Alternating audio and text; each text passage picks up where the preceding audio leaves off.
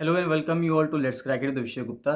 तो guys video को पूरा देखिए, एंड तक वीडियो को देखिएगा। इसमें सब चीज़ें बताई गई हैं, बहुत अच्छे से आपको समझाया गया है, तो आप इसको पूरा अंत तक जरूर देखिएगा। जो भी आपको डाउट आता है, कोई इसमें अगर सजेशन है, फीडबैक है, तो उसको कमेंट सेक्शन में कमेंट करके जरूर बताइएगा।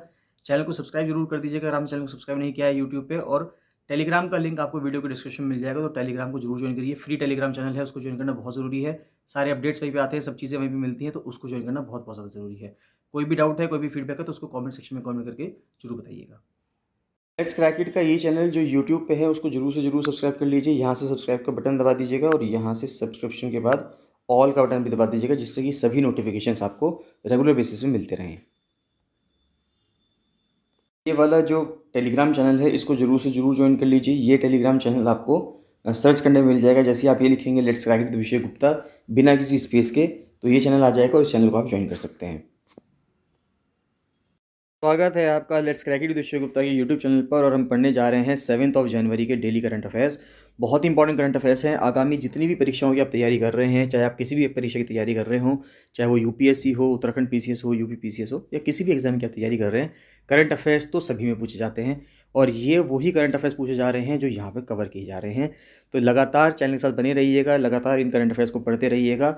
यहीं से सवाल बनेंगे, यहीं से आप सवाल सभी सही करके आएंगे। तो गाइस बताना चाहूँगा साथ ही साथ कि जूनियर असिस्टेंट के एग्ज़ाम के लिए, लोअर पीसीएस एग्जाम के लिए, अपर पीसीएस के लिए और आरओ सचिवालय के लिए फुल प्रिपरेशन बैच चल रहा है। तो आप फुल प्रिपरेशन बैच ज्वाइन कर सकते हैं। इन करंट अफेयर्स की पीडीएफ को आप रेगुलर बेसिस पे ले सकते हैं, और डेली एमसीक्यू प्रैक्टिस पीड ग्रुप चल रहा है, तो आप उसको भी ले सकते हैं। इन सभी को लेने के लिए 7665804421 पर कॉल या मैसेज करते रहिएगा। और फ्री टेलीग्राम चैनल को जरूर से ज़रूर ज्वाइन कर लेना। वहाँ पे लगातार अपडेट्स आ रहे हैं, जितनी भी करंट की इन्फॉर्मेशन है और भी बहुत सारी चीज़ें हैं जो देश दुनिया में चल रही हैं, जो आगामी परीक्षाओं के लिए बहुत ज़्यादा महत्वपूर्ण है। लगातार पिक्स के थ्रू और मैसेजेस के थ्रू लगातार वहाँ पे आ रही हैं। तो डेली करंट अफेयर्स, जो डेली आपका अपडेट है वो आ रहे हैं फ्री टेलीग्राम चैनल पे, तो उसको ज़रूर से ज़रूर ज्वाइन कर लीजिएगा। चलिए स्टार्ट करते हैं।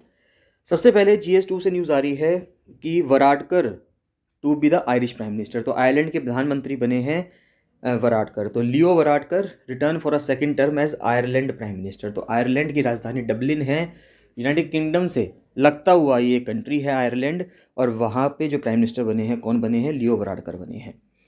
नेक्स्ट आता है, भारत ने लीडरशिप अज्यूम करी है किसकी? एशियन पैसिफिक पोस्टल यूनियन की। तो India will take over the leadership of the Asian Pacific postal union having it headquarters in Bangkok, Thailand. तो ये जो APPU है, यानी कि एशियन पैसिफिक पोस्टल यूनियन है, इसका हेडक्वार्टर आपको कहाँ मिलेगा? इसका हेडक्वार्टर आपको बैंकॉक, थाईलैंड में मिलेगा। Following the successful elections held during the 13th APPU Congress, जो कि बैंकॉक में हुआ है अगस्त सितंबर 2022 में, जो विनय प्रकाश सिंह हैं पोस्टल सर्विसेज बोर्ड के, उन्होंने चार्ज लिया है सेक्रेटरी जनरल का यूनियन का, यानी कि UPPU का, for a tenure of 4 years, 4 साल के लिए। एशियन पैसिफिक पोस्टल यूनियन अपने आप में एक इंटर गवर्नमेंटल ऑर्गेनाइजेशन है, यानी कि जो अलग अलग देशों की जो सरकारें हैं उन्होंने मिलकर इसको बनाया है। 32 मेंबर कंट्री हैं एशिया और पैसिफिक रीजन के।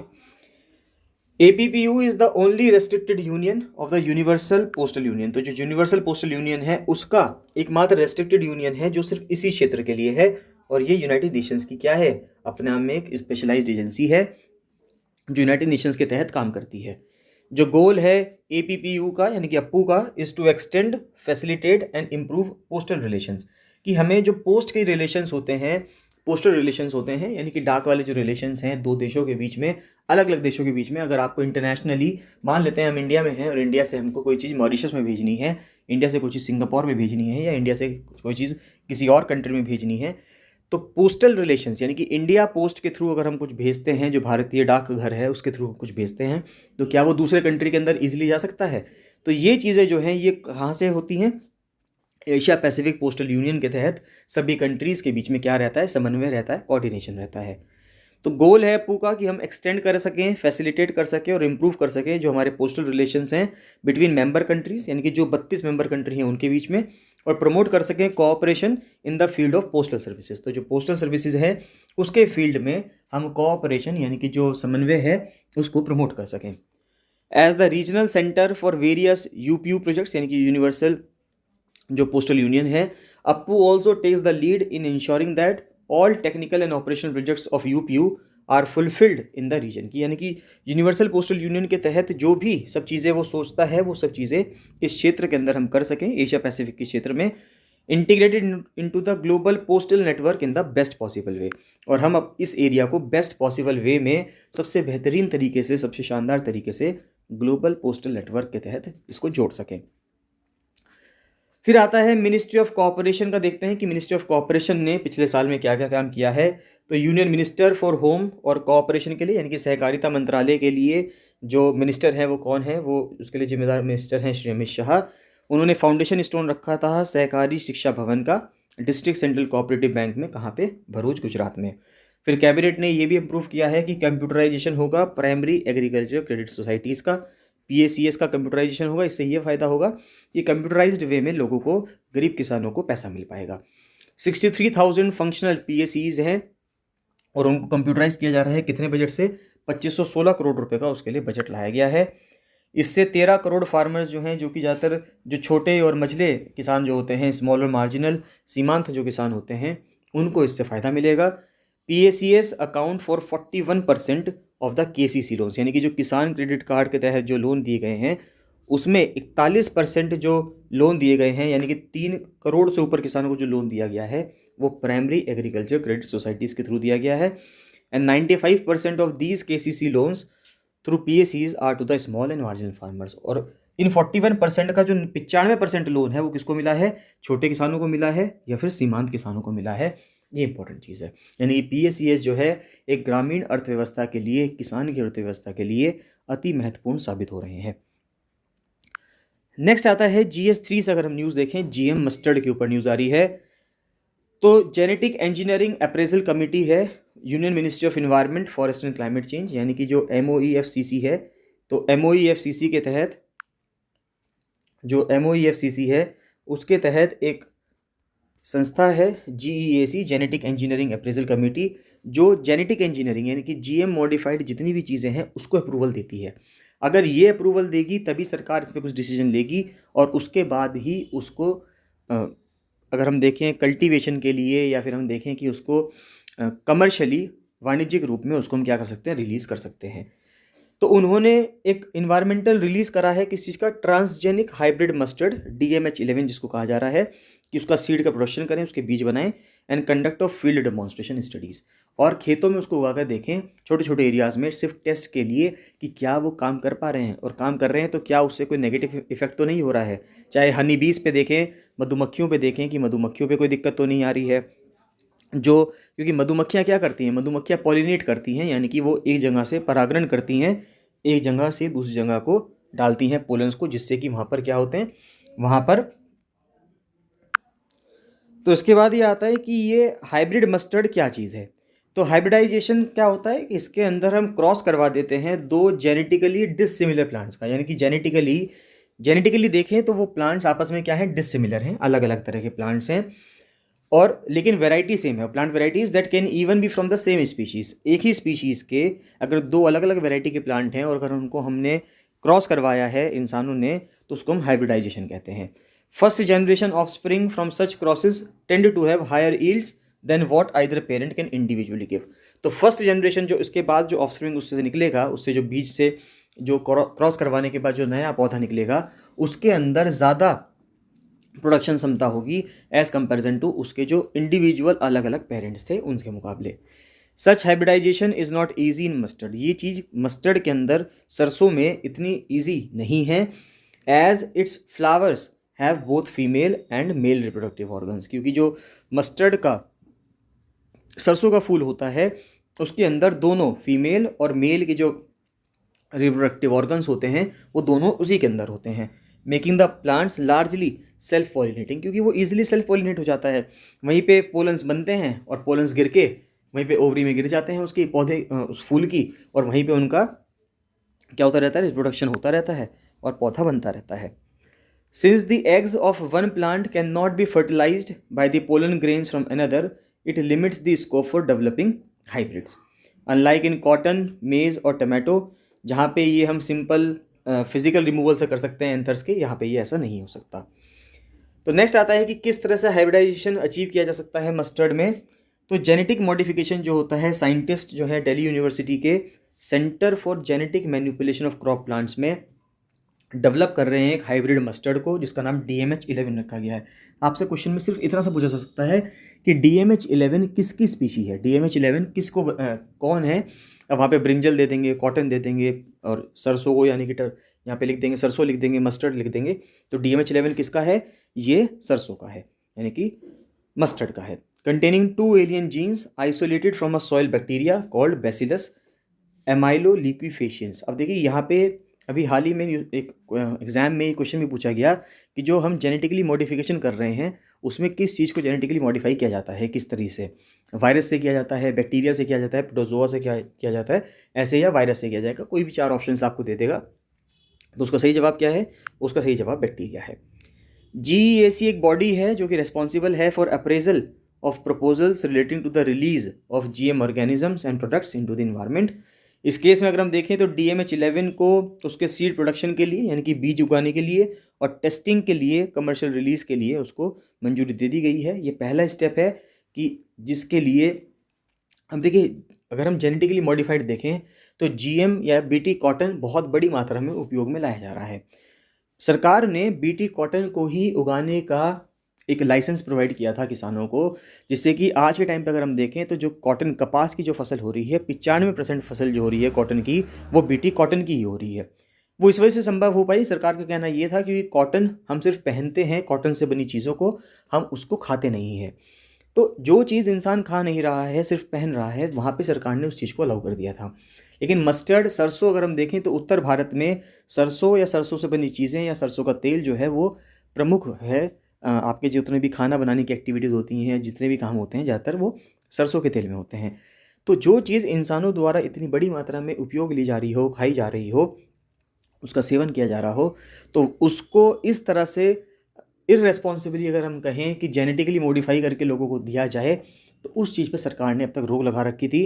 लेकिन अब इसको भी टेस्ट करने की बात कर रहे हैं कि इसका भी फील्ड ट्रायल अब शुरू हो गया है। तो उम्मीद करते हैं आगामी कुछ वर्षों में इसको क्या कर दिया जाएगा, पूर्णतः कमर्शियल बना दिया जाएगा। नेक्स्ट आता है राजस्थान की सेंचुरी है, उसको ESG श्रिंकिंग के वजह से उसको प्रोटेक्शन मिल गई है। यानी कि जो फेमस ताल छपार ब्लैक बक सेंचुरी है, ब्लैक बक वही ब्लैक बक काला हिरण केस जिसमें सलमान खान को भी जेल होने का और जितने भी एक्टर्स एक्ट्रेसेस थे उनके ऊपर केस चल रहा था कि ब्लैक बक जो है बहुत ही फेमस एक जानवर है राजस्थान का। In Churu district of Rajasthan has received a protective cover against a proposed move of the state government to reduce the size of its eco sensitive zone. तो ESG का मतलब है इको सेंसिटिव जोन, कि इको सेंसिटिव जोन का size घटाने की बात कर रही थी पहले स्टेट गवर्नमेंट, तो उसको जो है मना कर दिया गया है कि अब वो उसको घटा नहीं पाएंगी। World wild life fund for nature WWF का कहना ये है कि वो एक मेजर प्रोजेक्ट ला रही थी कंजर्वेशन में of raptors in the sanctuary spread in an area measuring 7.19 square kilometre. Sanctuary के अंदर 4000 करीब करीब ब्लैक बक्स हैं, 40 स्पीशीज़ हैं रेप्टर्स की, 300 स्पीशीज़ हैं रेसिडेंट और माइग्रेटरी बर्ड्स की। नेक्स्ट आता है NASA set to conduct first global water survey from space. तो पूरे विश्व में ग्लोबली कितना पानी है, तो उसको नासा पहली बार स्पेस से टेस्ट करने जा रहा है कि स्पेस से देखेंगे कि कितना पानी है।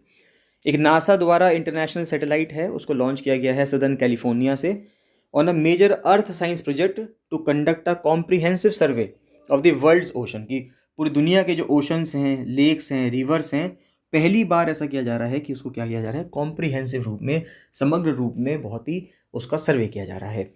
डब्ड एज SWOT, SWOT उसको कहा जा रहा है, surface water and ocean topography, कि सरफेस पे जो पानी है यानी कि देशों के अंदर जो नदियाँ बह रही हैं, तालाब हैं, झीलें हैं, उसमें कितना पानी है, और उसके बाद जो ओशन में जितना पानी है, तो यानी कि सरफेस वाटर हो गया और ओशन हो गया। The advanced radar satellite is designed to give an unprecedented view of the life giving fluid, यानी लाइफ गिविंग फ्लूइड का मतलब पानी यहाँ पे बात की जा रही है, कवरिंग 70% ऑफ द प्लैनेट, जिसने धरती को 70%, प्लैनेट जो हमारा अर्थ प्लैनेट है उसको 70% कवर किया हुआ है। Shedding new light on the mechanics and consequences of climate change, और हमें इससे ये भी समझ में आएगा कि जो जलवायु परिवर्तन हो रहा है, क्लाइमेट चेंज हो रहा है, उसका क्या नेगेटिव इफेक्ट पड़ रहा है पृथ्वी पे। ओशन में पानी का लेवल कितना बढ़ रहा है, घट रहा है, किस लेक में पानी का लेवल बढ़ रहा है, घट रहा है, तो वो सब चीज़ें हमें यहाँ से पता चल पाएंगी। एक फैल्कन 9 रॉकेट था जिसको ऑपरेट करते हैं बिलियनियर एलॉन मस्क की कंपनी स्पेसएक्स, तो वो इस चीज़ को ऊपर उसने छोड़ा है, यानी इस सैटेलाइट को उसने छोड़ा है जिस सैटेलाइट से ये सब चीज़ें हम टेस्ट करेंगे। ये स्टेप कौन ले रहा है? नासा ले रहा है, बस इतना आपको पता होना चाहिए।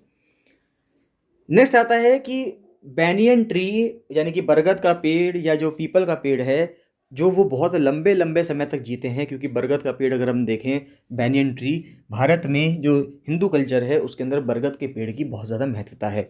इसी प्रकार से पीपल के पेड़ की बहुत ज़्यादा महत्वता है। तो ये जो पेड़ हैं इनकी लाइफ बहुत ज़्यादा होती है। तो अब सवाल ये उठता है कि ऐसा क्या है कि इनकी लाइफ इतनी ज़्यादा होती है, दूसरे पेड़ों की तो नहीं होती है। तो इनकी लाइफ इतनी ज़्यादा क्यों होती है, इनके जीन्स कैसे काम करते हैं इन पेड़ों के, तो उसके ऊपर स्टडी की गई है। तो अब क्वेश्चन ये होता है कि वाई बैनियन या पीपल ट्रीज लिव लॉन्ग। थोड़ा सा इसको जूम कर देता हूँ और इसको जो ये इन्फोग्राफिक है इसको समझते हैं। तो कह रहा है कि वाई बैनियन और पीपल ट्रीज लिव लॉन्ग, तो genes with multiple signs of adaptive revolution. तो अडेप्टिव इवोल्यूशन हुआ है, यानी कि चीज़ों को, जो प्रकृति में चीज़ें चलती रही नेचुरल रूप से, उनको अडेप्ट करता रहा ये पेड़ और इवॉल्व होता रहा। Arose in response to population bottleneck faced around 0.8 million years ago. तो ये करीब करीब 8 लाख साल पहले से क्या क्या होता रहा है। तो 8 लाख साल पहले से जो जो चीज़ें होती रही हैं उस हिसाब से ये पेड़ अपने आप को क्या किया गया है, ये पेड़ अपने आप नेचुरली जेनेटिकली मॉडिफाई हो गया है, हम यहाँ पे ये कह सकते हैं।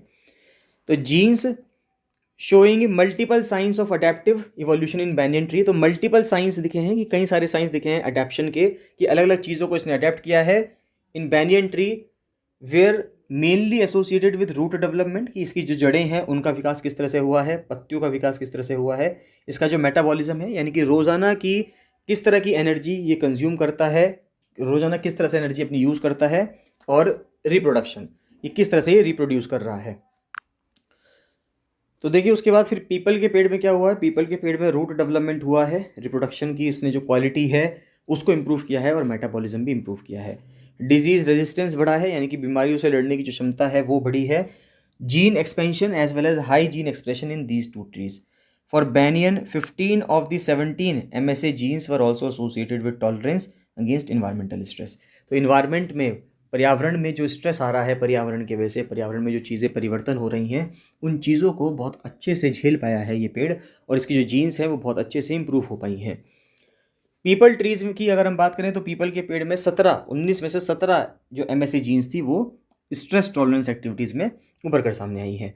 Adaptive evolution in genes in two cellular mechanisms explains the well developed aerial roots. जो बैनियन ट्री की एरियल रूट्स हैं, कि हम देखते हैं कि बरगद का पेड़ ऐसा है जिसमें से, वैसे तो सभी पेड़ों की जो जड़ें होती हैं ज़मीन के अंदर होती हैं, हमें दिखती नहीं है, लेकिन बरगद का पेड़ ऐसा है जिसकी जड़ें हमें ऊपर से नीचे की तरफ दिखती हैं, कि पेड़ के अंदर से ही जड़ें निकल रही हैं और जड़ें जो है लटकती हुई दिखती हैं, विच protect them from environmental changes. और ये जो रूट्स का डेवलपमेंट हुआ है पेड़ में इस तरह से, इसी ने इस पेड़ को लंबी लाइफ दी है और इन्वायरमेंटल स्ट्रेस होने से इसको बचाया है।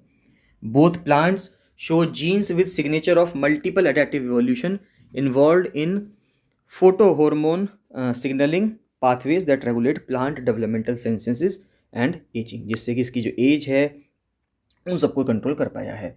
तो जो रिसर्चर्स थे Indian institute of science education research Bhopal के, IISER भोपाल के, उन्होंने इसके ऊपर होल जीनोम सीक्वेंसिंग की है बैनियन के पेड़ को, जो कि है फिगस बेंगलेंसिस, और पीपल के पेड़ को जिसको बोला जाता है फिगस रिलीजियोसा, ये यानी कि रिलीजियस पर्पज से भी बहुत ज़्यादा इंपॉर्टेंट है ये। They also undertook a comprehensive genome wide phylogenetic analysis with 50 other angiosperms plant species including 4 other sequenced ficus species. फिर NTPC ने भारत का पहला green hydrogen blending operation start किया है पाइप्ड नेचुरल गैस नेटवर्क में। तो setup is geared up to supply hydrogen natural gas to households of Kawas township at Aditya Nagar Surat. तो सूरत के अंदर सबसे पहले ये इनिशिएटिव लिया गया है। Project would bring India at the centre stage of the global hydrogen economy. तो इस प्रोजेक्ट से क्या होगा, भारत को जो ग्लोबल हाइड्रोजन इकोनॉमी है, पूरे विश्व में जो हाइड्रोजन के तहत बहुत बड़ी मात्रा में काम भी किया जा रहा है जर्मनी के अंदर, उस स्तर पर भारत को भी लाने की बात की जा रही है। India would not only reduce it's hydrocarbon import bill but can also bring forex assure, यानी कि फॉरेन एक्सचेंज रिजर्व्स भी भारत में आ सकते हैं। इसके बाद आता है कि चाइना के अंदर पहली इनहेलेबल वैक्सीन बनी है कोविड-19 के अगेंस्ट में। अभी तक क्या हो रहा था कि अभी तक सब लोगों ने, जो अधिकांश लोग हैं भारत के, उन्होंने जो कोविड-19 के खिलाफ जो वैक्सीन ली होगी वो कैसी ली होगी, वो इंट्रावेस्कुलर ली होगी, यानी कि इंजेक्शन लग के हमें वैक्सीन लगी है सभी लोगों को, चाहे फर्स्ट डोज रही हो, चाहे सेकेंड डोज रही हो, चाहे कोवैक्सीन की लगी हो, चाहे कोविशील्ड की लगी हो। लेकिन चाइना की अगर बात करें तो चाइना में पहले एक इनहेलेबल वैक्सीन बनी है, यानी कि जिसको आप सिर्फ सूंघेंगे, सांस लेंगे, उसके साथ ही वो आपके अंदर चली जाएगी वैक्सीन। तो inhalable vaccine has been developed by the Chinese biopharmaceutical company CanSino Biologics inclusive as an aerosol version. ये अपना में एक एरोसोल वर्जन है of its one shot adenovirus vaccine. एक बार दी जाएगी एडिनोवायरस वैक्सीन है, जिसके अंदर एक रिलेटिवली हार्मलेस कोल्ड वायरस का इस्तेमाल किया गया है। सितंबर 2022 की बात करें तो भारत की जो नेशनल ड्रग रेगुलेटर था, उसने एक हैदराबाद की बेस्ड जो भारत बायोटेक है उसकी इनकोवैक जो एक वैक्सीन है उसको अलाउ किया था। ये भारत की पहली इंट्रानेसल कोविड-19 वैक्सीन थी, यानी कि नाक के थ्रू ये दे दी जाएगी, नाक के थ्रू ये बॉडी के अंदर चल जाएगी ये वैक्सीन फॉर इमरजेंसी यूज़। फिर iNCOVACC which uses a modified chimpanzee adenovirus, तो इसके अंदर चिंपैंजी का एडिनोवायरस इस्तेमाल किया गया है। चिंपैंजी का इस्तेमाल क्यों किया गया है? चिंपैंजी का इसलिए इस्तेमाल किया गया है चिंपैंजी एडिनोवायरस का, क्योंकि चिंपैंजी जो हैं वो इंसान के सबसे क्लोजेस्ट, अगर होमोसेपियंस के सबसे क्लोजेस्ट जो एप है, सबसे क्लोजेस्ट जो जानवर अगर हम कहें वो कौन है, वो चिंपैंजी है। Will be delivered through the nasal route, यानी कि नाक के द्वारा इसको दिया जाएगा, which would potentially trigger an immune response in the mucosal membrane. It has been designed to not only protect against infection but also reduce transmission of the virus. तो जाइडस कैडिला का जो ज़ाइकोव-डी है, ये पहली कोविड-19 वैक्सीन थी जो डीएनए प्लेटफॉर्म पे बनी थी। ये एक इंट्राडर्मल वैक्सीन है, यानी कि स्किन के अंदर इसको दिया जाता है through the skin but using a needle free system, यानी कि बिना निडल के स्किन में इसको दिया जाएगा। ये इंट्राडर्मल है और जो इंजेक्शन से लगता है उसको इंट्रावेस्कुलर बोलते हैं। नेक्स्ट आता है क्वांटम कंप्यूटिंग, कि क्वांटम कंप्यूटिंग के क्या क्या चैलेंजेस हैं, थोड़ा सा उनको समझ लेते हैं। 2021 में भारत सरकार ने एक मिशन लॉन्च किया था जिससे कि हमें क्वांटम टेक्नोलॉजीज़ के ऊपर क्या क्या रिसर्चेज हो रही हैं, क्या क्या डेवलपमेंट्स हो रहे हैं, उसके बारे में हम पढ़ सकें। इसके लिए 8,000 करोड़ रुपए का भी एलोकेशन किया गया था। आर्मी ने एक quantum research facility Madhya Pradesh में ओपन भी की थी और department of science and technology ने भी एक फैसिलिटी पुणे में लॉन्च की थी। बात आती है क्वांटम फिजिक्स क्या होता है। देखिए, अ मैक्रोस्कोपिक ऑब्जेक्ट जैसे कि एक बॉल है, चेयर है या कोई पर्सन है, can be at only one location at a time. मान लेते एक बॉल है आपके हाथ में या एक चेयर है या कोई आप खुद हैं, तो आप एक समय पे एक जगह हो सकते हैं। हम ये बात कहते हैं कि भाई अगर आप मान लेते हैं इस टाइम हरिद्वार में बैठे हैं तो आप सिर्फ हरिद्वार के उसी घर में होंगे जिस टाइम पे आप अभी बैठे होंगे, या अगर आप देहरादून में बैठे हैं तो आप वहीं पे होंगे, आप किसी दूसरी जगह पे नहीं दिख रहे होंगे। Can be at only one location at a time which can be predicted accurately, जो उसको हम प्रिडिक्ट कर सकते हैं कि एग्जैक्टली आप इस टाइम पे कहाँ हो, ये प्रिडिक्ट किया जा सकता है। And the objects effects on it's surroundings can not be transmitted faster than at the speed of light. और उस ऑब्जेक्ट का अपनी सराउंडिंग पे जो इफेक्ट होगा वो लाइट की जो रोशनी है, यानी कि लाइट की जो स्पीड है, उससे तेज से नहीं चल सकता। लाइट की स्पीड हम मानते हैं 3 लाख किलोमीटर पर सेकंड है। इतनी तेज स्पीड से, जितनी तेज स्पीड से लाइट चलती है, उतनी तेज स्पीड से जो इफेक्ट है वो नहीं आएगा। This is the classical experience of reality. ये असलियत है, यानी कि रियलिटी में तो लोग हमें इस तरह से ही दिखता है। You can observe a ball flying through the air and slot its path. अब देखिए, हमें एक बॉल, अगर मान लेते हैं कोई क्रिकेटर है, उसने बैट से जब बॉल को हिट किया तो बॉल किस तरह से जा रही है स्टेडियम में, वो हमें बॉल का जो रास्ता है, जो पाथ, जो बॉल फ्लो कर रही है जिस तरह से, वो हमें दिख सकता है। You can predict exactly where the ball will be at a given time. हम ये प्रेडिक्ट भी कर सकते हैं। If the ball strikes the ground you will see it doing so in the time it takes light to travel through the atmosphere to you. अब अगर ball जैसी ज़मीन से टकराएगी, जब बॉल ज़मीन से टकराई तो ज़मीन से टकराने के बाद वहाँ से जो रोशनी निकली, और वो रोशनी आपकी आंखों तक पहुँचने में जितना समय लग रहा है, हालांकि बहुत ही माइक्रोस्कोपिक या बहुत ही छोटा या बहुत ही कम समय होगा, इसको आपको पता ही नहीं चल पाएगा। आपको ऐसा लगेगा कि तुरंत बॉल गिरी है और आपको तुरंत दिख रहा है, क्योंकि लाइट की स्पीड अपने आप में इतनी तेज़ है, 3 लाख किलोमीटर चल सकती है वो एक सेकंड में, कि आपको वो तुरंत दिख जाती है।